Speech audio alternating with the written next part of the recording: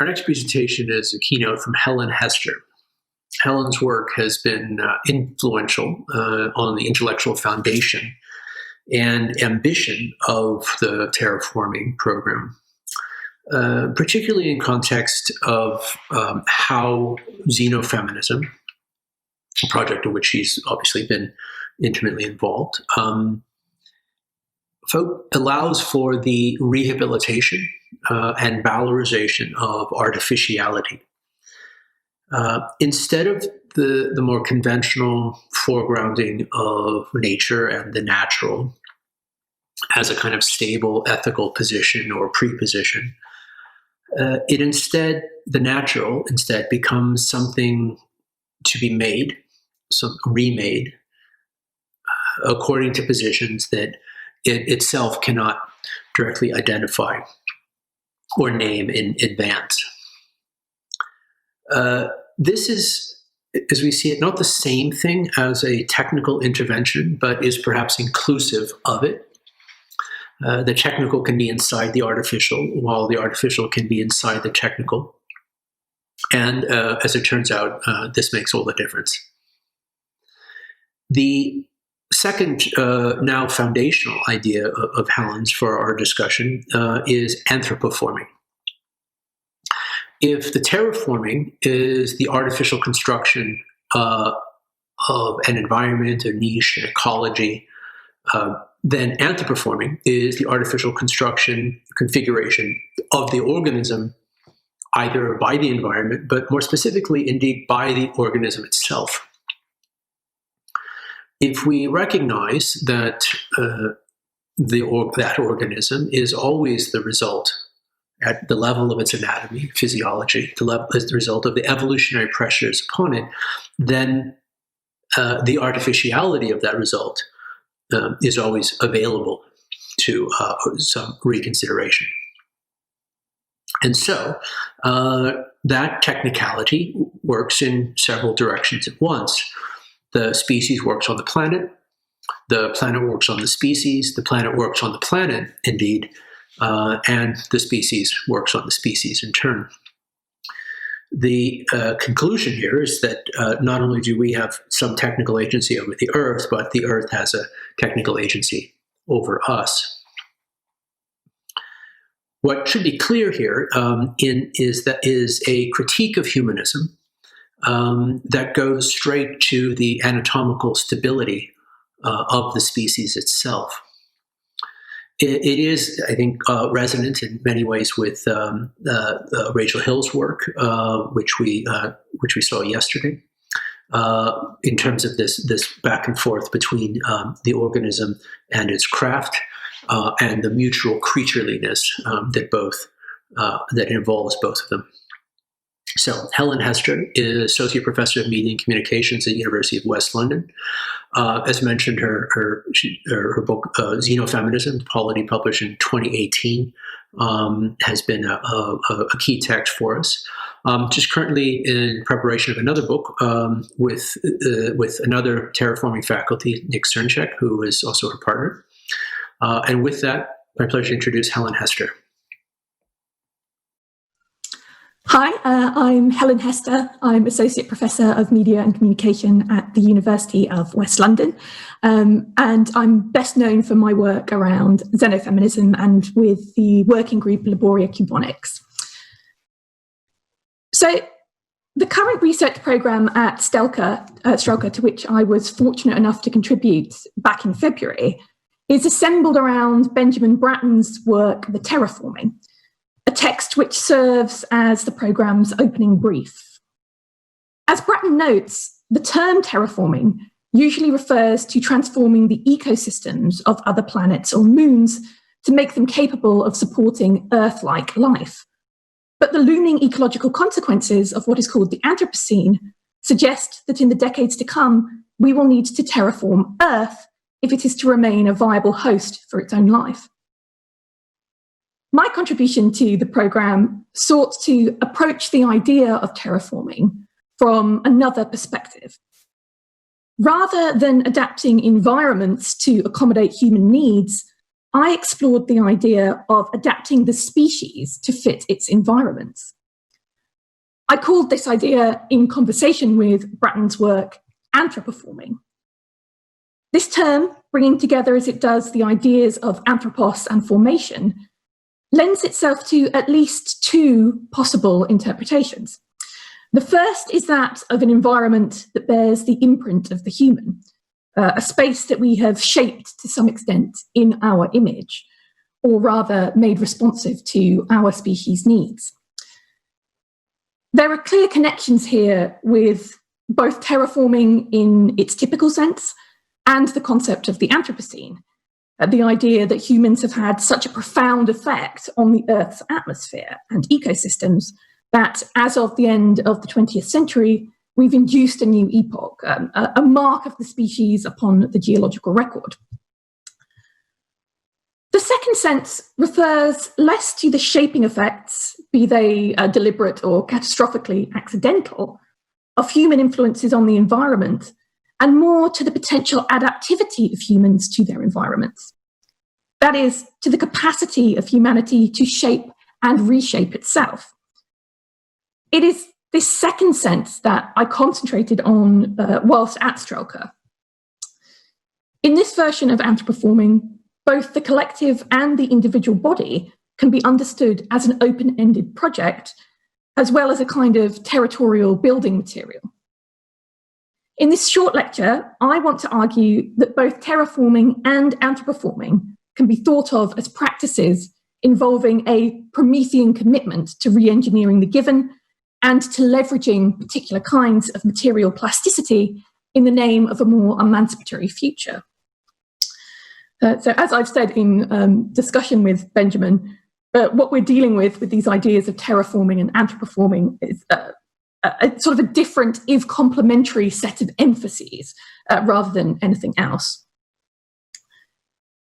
It is my contention that the idea of anthroperforming encourages us to invert the species world dynamic as it dominates in the global north, parochializing the human, even as it utilizes the species' distinctive capacities for reason and responsibility.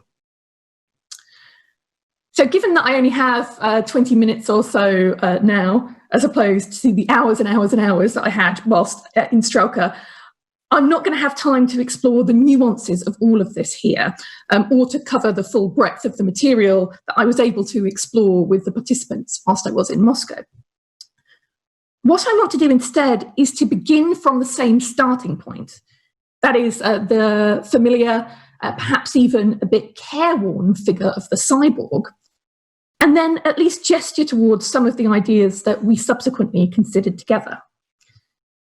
If nothing else, I hope that this will exemplify something of the substance and potential utility of the idea of anthroperforming and serve as a placeholder for more developed philosophical reflections.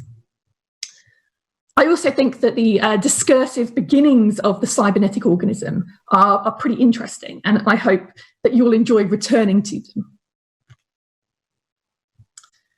So let's start then with the cyborg as an example of anthroperforming, an example of a kind of anthroperformational impulse. The cyborg, described by Donna Haraway as a hybrid of machine and organism, a creature of social reality as well as a creature of fiction, has long been an animating figure within techno-feminist imaginaries as well as within the wider culture. The writer Tim Maley points out that our conception of the cyborg revolves largely around the idea of non-hereditary adaptation, technological interventions that change the course of biological existence. In the popular imagination, these adaptations often take on the form of a sort of cumbersome robotic prostheses or kind of clunky machinic body parts. However, the figure of the cyborg also encompasses other, less obvious and more diverse forms of enhancement. This is apparent when we turn to some of the earliest articulations of the idea of the cybernetic organism.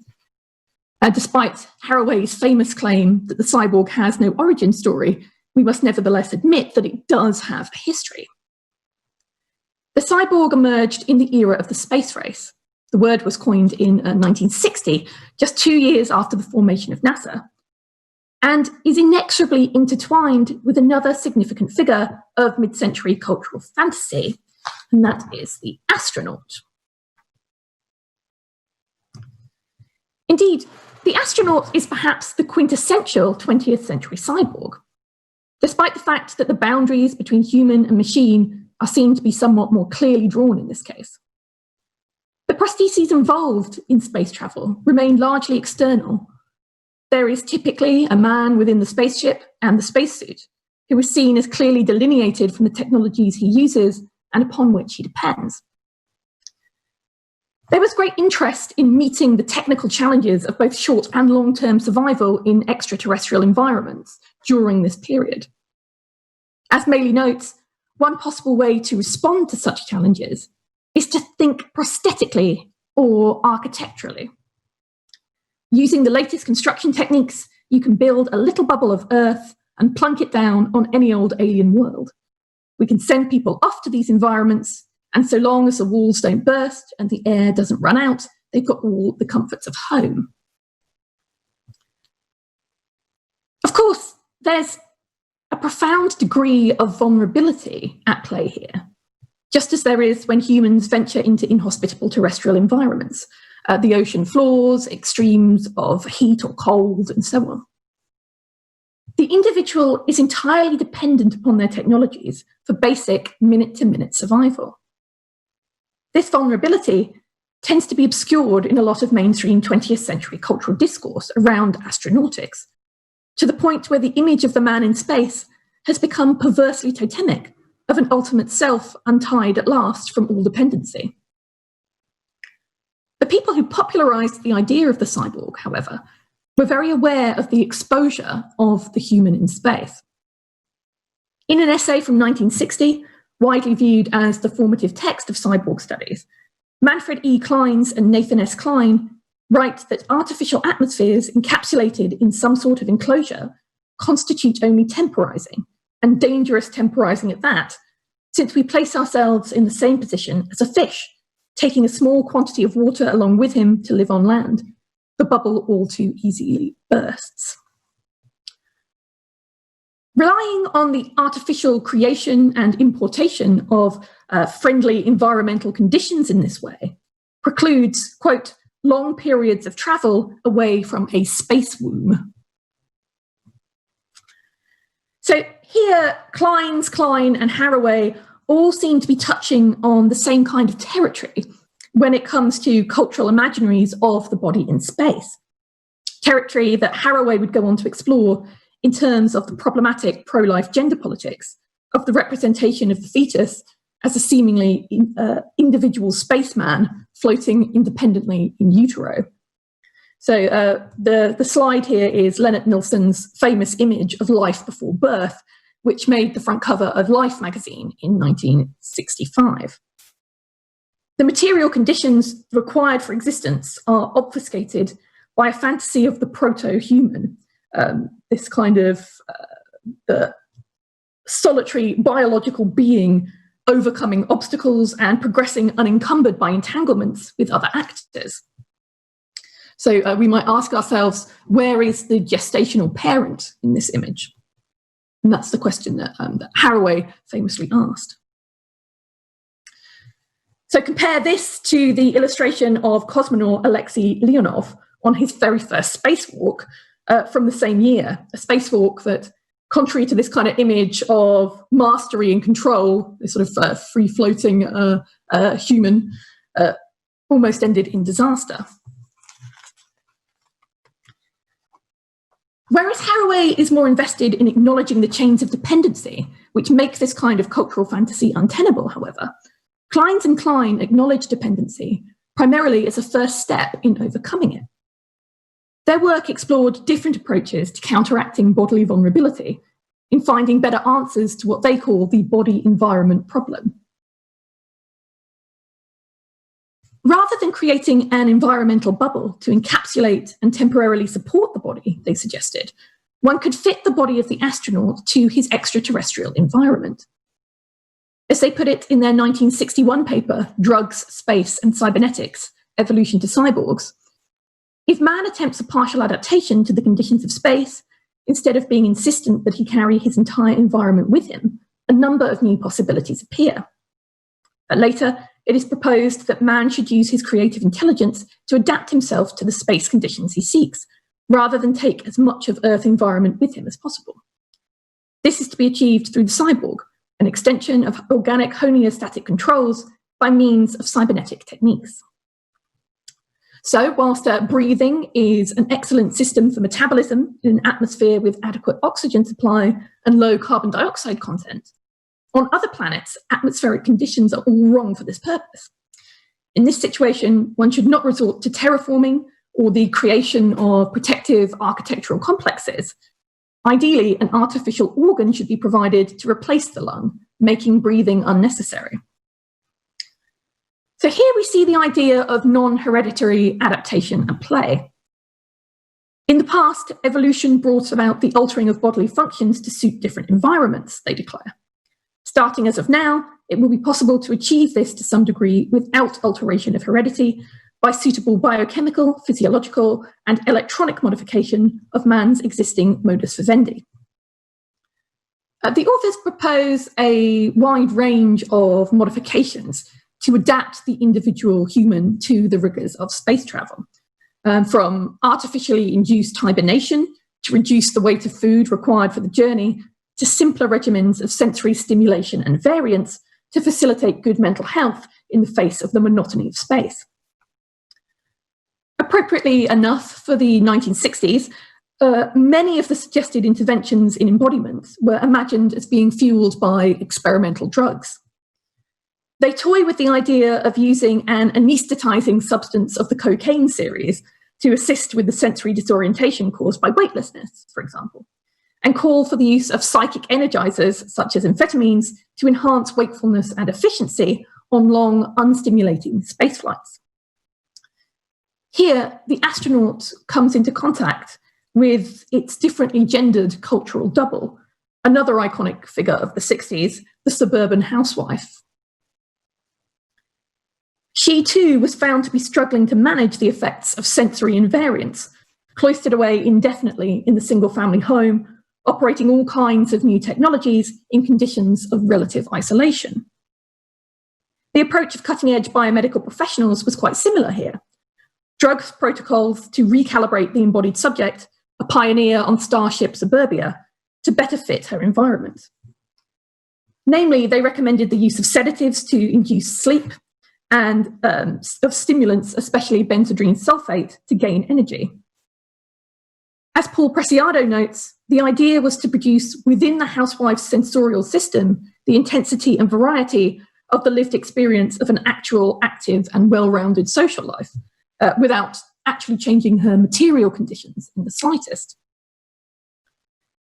The astronaut and the housewife alike meet here then, in the space of the cyborg, a space of non-hereditary adaptations, and two rather differently inflected approaches to the idea of anthroperformation of the embodied subject. There is a crucial issue here that we cannot overlook in terms of who sets the conditions under which anthroperformation is practiced and made possible.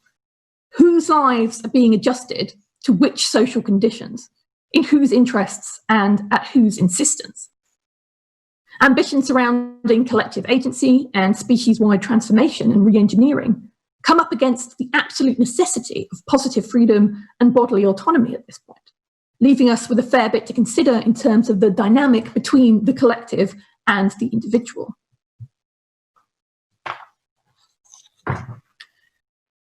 The cyborg then represents the application of technological interventions that change the course of biological existence. It is, in part, the practice of using human ingenuity to transcend species limits to make new things possible. The potential of this idea for our concept of anthroperforming is perhaps most clearly expressed by Kleins and Klein when they declare, in reference to the body's own automatic controls, that the necessary change of these controls for space survival cannot be conveniently supplied for us by evolution. They have to be created by man himself using his acquired knowledge of cybernetics and physiology. Kleins and Klein are particularly interested in homeostatic biological processes. the tendency towards stability and self-regulation within an organism, and the tendency to self-monitor and automatically adjust in response to external conditions, sweating when one gets hot, for example. This plays a prominent role in their characterization of the cyborg. The emphasis on biological feedback has clear links with the central tenets of cybernetics, the psi in cyborg. They are interested in the devices necessary for creating self-regulating man-machine systems, noting that this self-regulation must function without the benefit of consciousness in order to cooperate with the body's own autonomous homeostatic controls. In their words, man's activity in this regard complements evolution, freeing him from the need of conscious attention to the regulation of his own internal environment. Cyborgian adaptations are understood as functioning without the need for ongoing conscious intervention then. They can be set in motion and forgotten about for some time, left to perform their function without drawing attention to themselves, thereby working to increase the sphere of embodied freedom and human autonomy. As Bratton notes, in a sense, autonomy is less about free will than what aspect of action can be done without full deliberation or even without choice. Breathing, driving, making, moulding, remembering, blooming, pollinating, writing, and so on. To the extent that one is freed from the necessity of perpetual conscious deliberation in some areas, one is enabled to actively pursue this kind of deliberation in others. As Kleins and Klein put it, if man in space, in addition to flying his vehicle, must continuously be checking on things and making adjustments merely in order to keep himself alive, he becomes a slave to the machine. The purpose of the cyborg, as well as his own homeostatic systems, is to provide an organizational system in which such robot-like problems are taken care of automatically and unconsciously, leaving man free to explore, to create, to think, and to feel. This account positions the human as a self-shaping animal, re-engineering the conditions of autonomy. At this point, I think we need to address the question of why the cyborg, a product of the 60s, reinvigorated in the 90s, now perhaps somewhat anachronistic as a would-be emancipatory figure. In leaning on the cyborg as an iconic example of self-shaping activity, I risk being accused of favouring an atomized, voluntarist account of Anthro Performing that perpetuates a kind of species chauvinism. Whilst the figure of the cyborg has no doubt activated an ecologically sensitive and critically engaged socialist feminist imaginary since Haraway's intervention, it nevertheless continues to lend itself to ideas of human mastery over the individual body. As Dania Glabo notes, real-world questions persist about the politics of human bodies and the apparent compulsion to perfect them using technology. Western society has long been concerned with the perfection and optimization of human bodies. Technologists and physicians now have the ability to permanently modify it with technological devices to create new capacities to make up for both inborn and acquired deviations from the norm. Yet the ability to expand the capacities of the human body also introduces new ways for individuals and groups to be left out, especially in places like the United States and, much more acutely, the Global South, where access to healthcare is highly unequal. Haraway's cyborg politics calls us to attend to the unevenness of who might benefit from new technologies of the body. So that was a quote from Glabo. The kinds of transhumanism that fixate upon high-tech cognitive and bodily enhancements and assume these to be radical in and of themselves come to mind here, for example. These visions often seem to view technical or design challenges as the primary factor restricting the exercise of a personal choice to pursue participant evolution. As such, they hardly offer an emancipatory account of cyborgian adaptations. But these are in fact examples of an imaginary that, although built around the idea of reforming anthropos, stand in marked contrast to what I mean when I try to advance this concept of Anthro Performing. Against the idea of the cyborg as a figure of a strictly personal embodied transformation and a product of the exercise of unencumbered free will, we must insist, with other feminist theorists of technology, upon its fundamental hybridity and dependence upon connection. The mid-century cyborg we've been discussing here is avowedly not an invulnerable agent pursuing its own maverick path, but rather a product of the general intellect and of cooperative technoscientific labour, not to mention of the masses of other entanglements, physical, social, political, economic, and so on, underpinning what Benedict Singleton calls the decades-long international sports day of the space race. There is, or should be, a difference between the idea of the self-made man and that of the self-shaping animal. We must insist upon Anthro Performing as a collective endeavour, rather than as a process of individualised embodied upgrades made exclusively available to those who can afford it. During my time at Strelka, I extended this analysis of cyborgian adaptation first with an account of the questionable sex and gender politics at work within 20th century understandings of the cybernetic organism, so particularly attempts to frame sex and gender as unremakeable givens, in contrast with what is otherwise a protean conception of the human. And I finished up with an extended reflection on the idea of sapience plus care as a potentially emancipatory vector for the post or inhuman, drawing on the work of Ray Brazier and particularly that of Reza Negrestani. Unfortunately, or perhaps not, I don't have time to really dig into this material here. Suffice it to say, however, that the work of contemporary neo-rationalist philosophers approaches the human as a constructible hypothesis. In adopting an interventive, that is, revisionary and constructive attitude toward the human and toward the norms implicit in social practices, this work helps to build an understanding of Anthro Performing not as the hallmark of an individualized libertarianism, but as a kind of collective commitment and philosophical method. Negrestani argues that a robust and rigorous movement to revise and reconstruct the human must of necessity begin by dissociating human significance from human glory. That is, by recognizing the differentially distributed capacities and responsibilities of human beings without lapsing into an assumption that the world has been given for our needs and created in our image. It is from this point that any emancipatory approach to the idea of the human as a self-shaping animal must begin. In this spirit, we might want to ask ourselves how the figure of the cyborg can be considered useful in the 21st century. What can it do now? It is my contention that the cyborg, as a state of being as much as an individual figurehead, has the potential to stand in opposition to an attitude of anthropo-arrogance. The perspective of the ecological cyborg represents a means via which to challenge an unproductive sense of species entitlement, while still allowing for the possibility of both human agency and human responsibility.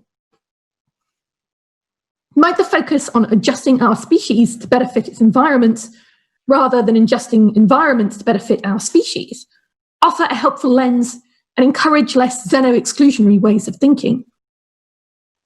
Seen in this way, the cyborg presents us with a helpful critical tool, animating imaginaries that combine Promethean ambition, precisely the scale of ambition required to reckon with the complex phenomena of ongoing climate catastrophe, with a refusal of the kind of chauvinistic species entitlement that underpins humanity's remaking of the given in accordance with its own, typically parochial, sometimes trivial, needs. Such imaginaries are desperately required if we hope to mobilise and exercise capacities for intervention across the entire social fabric, without lapsing into human exceptionalism that's facilitative of resource depletion, ecological destruction, and a pernicious sense of species entitlement. Viva the cyborg. Thank you.